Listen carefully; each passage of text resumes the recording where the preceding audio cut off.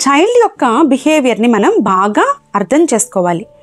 తను కమ్యూనికేట్ చేసే విధానం ఏజ్ అప్రోప్రియేట్గా ఉందా, తనకి స్పీచ్ ఉందా, మాటలు వస్తున్నాయా, మాట్లాడగలుగుతున్నాడా అనేది స్పీచ్.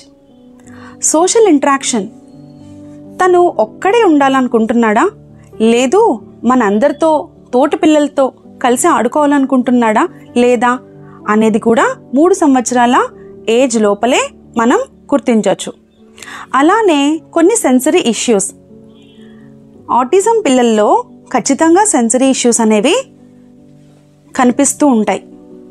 వాళ్ళకి చెవులు సరిగ్గా వినిపిస్తున్నాయా, చూపు సరిగ్గా కనిపిస్తోందా, వాళ్ళు స్మెల్స్ని సరిగ్గా పీల్చగలుగుతున్నారా, మనం పెడుతున్న ఫుడ్ని తినగలుగుతున్నారా, ఇలాంటివన్నిటినీ కూడా పేరెంట్స్ అర్లీగానే ఇనీషియల్ ఇయర్స్లోనే చైల్డ్హుడ్ యొక్క అర్లీ ఇయర్స్ 3 సంవత్సరాల ఏజ్లోపే పూర్తిగా అబ్జర్వ్ చేయాలి.